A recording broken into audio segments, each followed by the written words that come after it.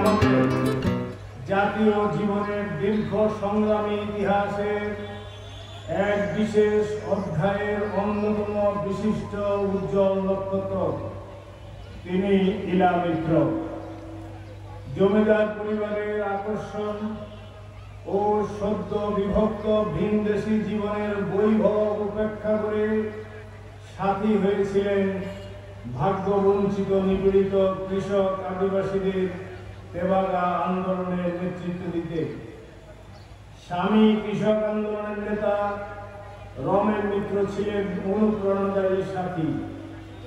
ইলা মিত্র পুরুষ কৃষকদের পাশাপাশি অসংখ্য কিষানী নারীদেরও জাগিয়েছিলেন অধিকার আদায়ের সংগ্রামী প্রেরণায়। যেমন দীনেশ্বরী, জয়মণি, রোহিণী, ভান্ডারী, ফুলেশ্বরী, ভূতেশ্বরী, মধুমণি, যমুনা, সরলা এ ধরনের অনেক আত্মত্যাগী সংগ্রামী বীর নারীদের কথা আনা যায়। ইলা মিত্র ছিলেন তাদের আদর্শ।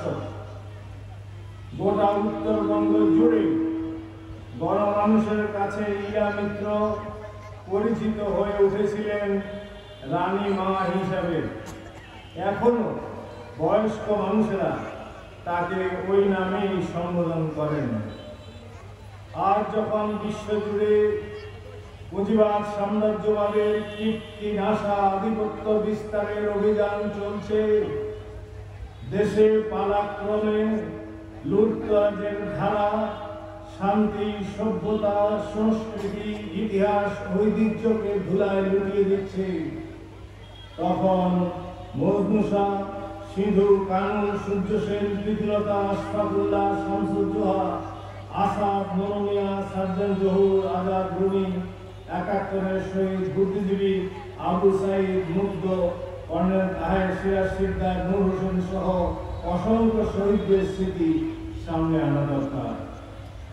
অপসংস্কৃতি ও সুবিধাবাদের প্রবল জোয়ার থেকে এগিয়ে যাওয়ার তাগিদে ইলা মিত্র তথা রানীবাগের স্মরণে স্মৃতি মন্দির থেকে সামনে আনা দরকার।